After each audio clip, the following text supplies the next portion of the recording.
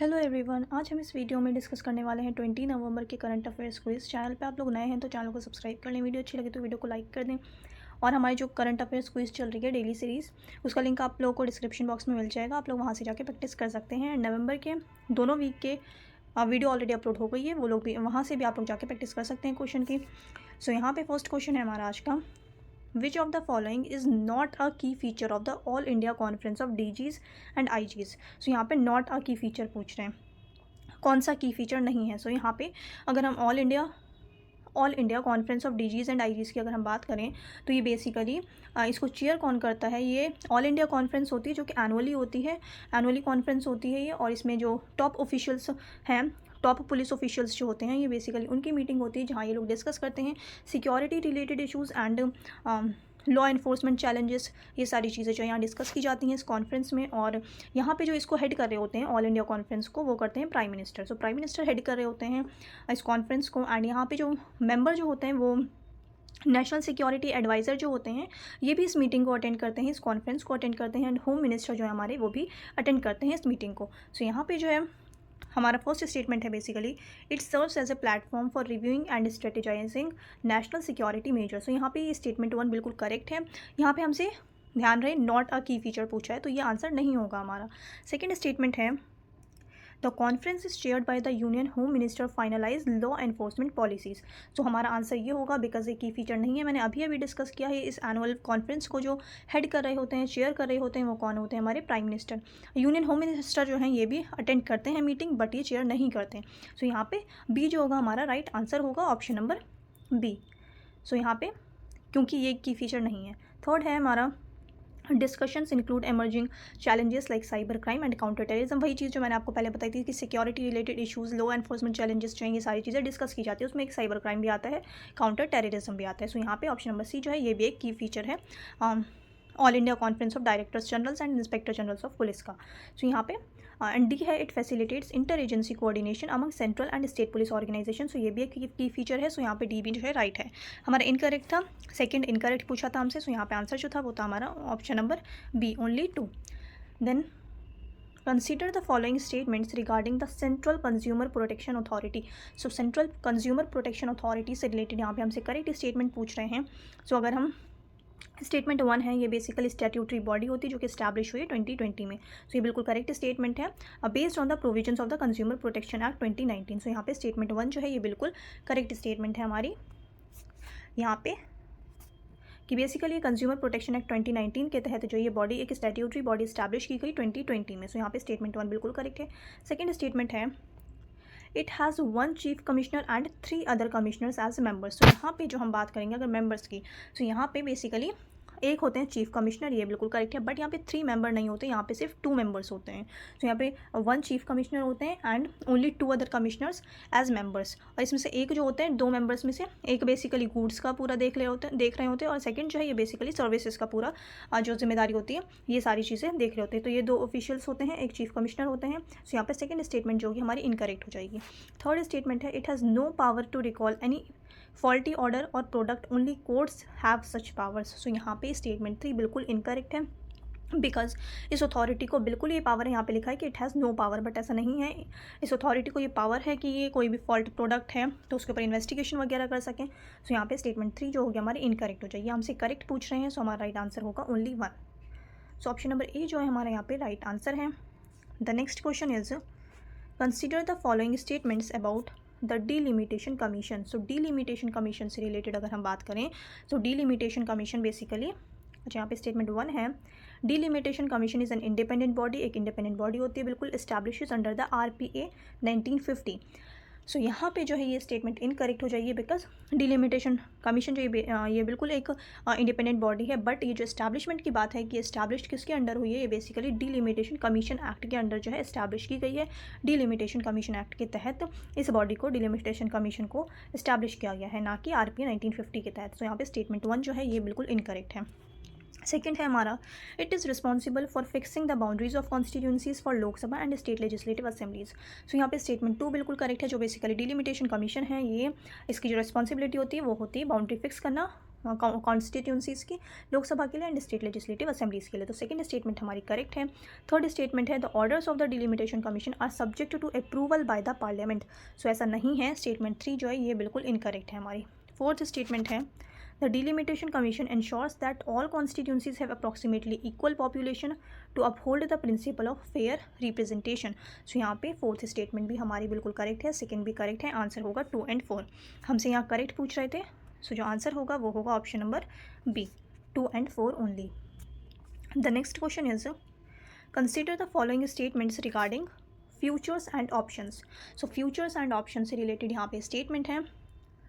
तो अगर हम स्टेटमेंट 1 की बात करें, futures contracts obligate both the buyer and seller to execute the trade at a predetermined price on a future date. So यहाँ पे स्टेटमेंट 1 बिल्कुल करेक्ट है। फ्यूचर कॉन्ट्रैक्ट्स बेसिकली ऑब्लिगेट करता है बायर को एंड सेलर को कि वो जो ट्रेड है वो एग्जीक्यूट करें प्री डिटर्मिन्ड प्राइस पे फ्यूचर डेट्स में। सो यहाँ पे स्टेटमेंट 1 बिल्कुल करेक्ट है। सेकेंड स्टेटमेंट है options contracts give the holder the right but not the obligation to buy or sell the underlying assets at a specified price before or on the expiration date। सो यहाँ पे statement 2 जो है ये भी बिल्कुल correct statement है हमारे पास, यहाँ से करेक्ट पूछ रहे हैं।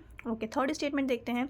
Unlike futures options require no upfront payment from the buyer to secure the contract. So यहाँ पे स्टेटमेंट 3 बिल्कुल अनकरेक्ट। यहाँ पे कह रहे हैं ऑप्शंस रिक्वायर नहीं है, बट यहाँ पे ऑप्शंस रिक्वायर होता है। Options require up front payment from the buyer to secure the contract, that's why यहाँ पे स्टेटमेंट 3 हमारी इनकरेक्ट होगी। हमसे करेक्ट पूछ रहे हैं, आंसर होगा 1 and 2। So option number A जो है हमारे यहाँ पे राइट आंसर होगा 1 and 2 only. The next question is consider the following statements about the attack और आर्मी टैक्टिकल मिसाइल सिस्टम। सो यहाँ पे हमसे पूछ रहे हैं नॉट करेक्ट। सो यहाँ पे जो गलत है हमने वो बताना है। सो यहाँ पे फर्स्ट है attack is a short range surface to surface missile developed by United States. So यहाँ पे स्टेटमेंट 1 बिल्कुल करेक्ट है, ये short range surface to surface missile है। डेवलप्ड किसने किया है? यूएसए ने किया है। सो यहाँ पे स्टेटमेंट 1 बिल्कुल करेक्ट है। सेकंड स्टेटमेंट है it has a range of up to 300 kilometres and is capable of carrying conventional or nuclear warheads. So यहाँ पे सेकेंड स्टेटमेंट जो है ये भी हमारी बिल्कुल करेक्ट स्टेटमेंट है। थर्ड स्टेटमेंट है attack is primarily launch from navy destroyers and submarines. So यहाँ पे स्टेटमेंट 3 बिल्कुल इनकरेक्ट है, बिकॉज ये नेवी डिस्ट्रॉयर के लिए नहीं है, ये जो है हमारा ये बेसिकली ग्राउंड लॉन्च्ड मिसाइल है। सो ये ग्राउंड लॉन्च्ड मिसाइल है, दैट्स वाई यहाँ पे स्टेटमेंट 3 जो होगी इनकरेक्ट होगी। यहाँ से इनकरेक्ट पूछ रहे हैं, सो आंसर होगा ओनली 3। सो ऑप्शन नंबर 3 जो यहाँ पे राइट आंसर होगा option number B. The next question is consider the following pair. So यहाँ पे हमने मूवमेंट बताना है एंड जो लीडर है वो बताना है। सो फर्स्ट पेयर है यहाँ पे क्विट इंडिया मूवमेंट। तो क्विट इंडिया मूवमेंट की अगर हम बात करें 1942 में हुआ था and quit India movement basically start तो हुआ था महात्मा गांधी की वजह से, बट क्विट इंडिया मूवमेंट जो है इसे लीडरलेस मूवमेंट भी कहा जाता है, क्योंकि इनके एक पर्टिकुलर कोई लीडर नहीं था। हाँ, स्टार्ट ज़रूर महात्मा गांधी की वजह से हुआ था, इन्होंने बहुत ज़्यादा लोगों को जो है बहुत ज़्यादा सपोर्ट किया था कि आप लोग अब ये वाला टाइम है कि डू एंड डाई, तो डू एंड डाई का जो बेसिकली स्लोगन है वो भी इस मूवमेंट में ही दिया गया। सो यहाँ पे अगर हम कह लें कि महात्मा गांधी, तो ये एक सही भी होगा, बट अगर कभी स्टेटमेंट में आ जाए महात्मा गांधी की जगह किसी और लीडर का नाम या ऐसे आ जाए कि quit India movement leaderless movement था, तो वो स्टेटमेंट भी बिल्कुल करेक्ट होगी, क्योंकि क्विट इंडिया मूवमेंट को लीडरलेस मूवमेंट भी कहा जाता है। सो यहाँ पे पेयर 1 जो है वैसे करेक्ट है हमारा, quit India movement Mahatma Gandhi. Then second है सिपाही म्यूटिनी या फिर इसे हम 1857 में जो वॉर हुई थी 1857 वॉर जो थी, तो ये सिपाही म्यूटिनी कहते हैं 1857 वाली वॉर को। तो इसमें सुभाष चंद्र बोस नहीं है, इसमें काफ़ी सारे लीडर्स थे, हर जगह के अपने अपने लीडर थे, जैसे कानपुर के, झांसी में थी रानी लक्ष्मीबाई, दिल्ली की अगर हम बात करें तो बहादुर शाह जफ़र थे, मंगल पांडे थे। सो यहाँ पे काफ़ी सारे लीडर्स थे। सो यहाँ पे पेयर 2 जो है ये हमारा बिल्कुल इनकरेक्ट है। थर्ड है हमारा स्वदेशी मूवमेंट। सो स्वदेशी मूवमेंट है यहाँ पे जवाहरलाल नेहरू। सो यहाँ पे ये भी पेयर हमारा इनकरेक्ट है, बिकॉज जो स्वदेशी मूवमेंट है इसको कौन लीड कर रहा था? Bal Gangadhar Tilak and Bipin Chandra Pal and Lala Lajpat Rai. So आप ऐसे याद कर सकते हैं स्वदेशी मूवमेंट को लाल Bal and Pal. So Lal Bal and Pal, Lala Lajpat Rai, Bipin Chandra Pal and Bal Gangadhar तिलक। सो यहाँ पे पेयर 3 एंड पेयर 2 दोनों ही इनकरेक्ट है। फोर्थ है यहाँ पे home rule movement. So home rule movement को कौन लीड करेंगी? Any Basant and Bal Gangadhar तिलक। सो बाल गंगाधर तिलक एंड एनी बसंत जो थे वो लीड कर रहे थे होम रूल मूवमेंट को। सो यहाँ पे पेयर 1 एंड पेयर 4 जो है ये बिल्कुल करेक्ट है। यहाँ हमसे करेक्टली मैच पूछ रहे थे, तो 2 पेयर जो है हमारे पास बिल्कुल करेक्टली मैच है। सो यहाँ पे बी जो होगा ऑप्शन नंबर 2 ये हमारा राइट आंसर होगा। The next question is consider the following with reference to the cities of Ukraine that are impacted by Russia Ukraine war.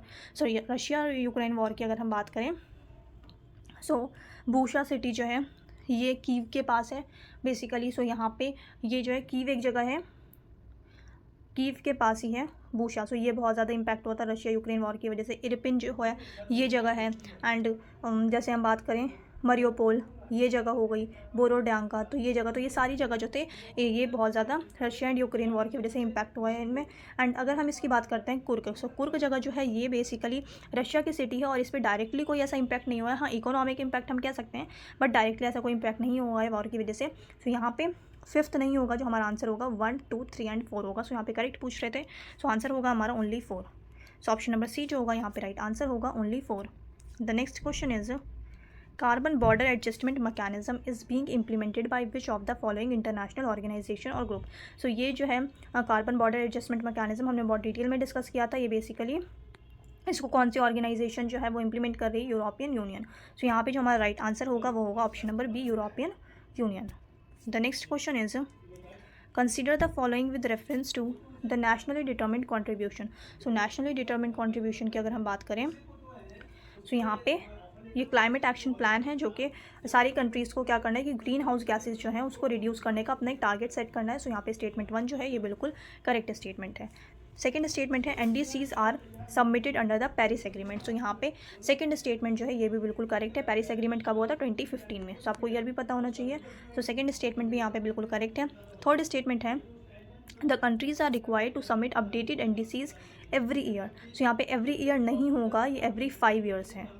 So every 5 years है, ना कि एवरी ईयर। सो यहाँ पे statement 3 जो होगी ये इनकरेक्ट होगी।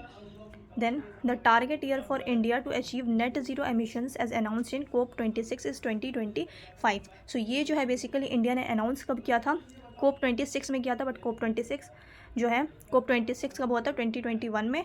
और ये जो है 2025 तक का टारगेट नहीं है। नेट जीरो एमिशन का जो इंडिया का टारगेट है वो है 2070 तक का। सो 2070 तक का टारगेट है, ना कि 2025 का। तो यहाँ पे फोर्थ स्टेटमेंट जो है ये भी इनकरेक्ट है, थर्ड स्टेटमेंट भी इनकरेक्ट है। हमसे करेक्ट पूछ रहे हैं, करेक्ट आंसर होगा only 2। So option number B जो होगा यहाँ पे राइट आंसर होगा only 2। The next question is which of the following is a common physical symptom associate with post traumatic stress disorder. तो इसका राइट आंसर होगा fatigue. Option number D is the right answer. I hope आप लोगों ने अच्छे से practice की होगी। चैनल पे आप लोग नए हैं तो चैनल को सब्सक्राइब कर लें। वीडियो अच्छी लगी तो वीडियो को लाइक कर दें। हम मिलते हैं नेक्स्ट वीडियो में।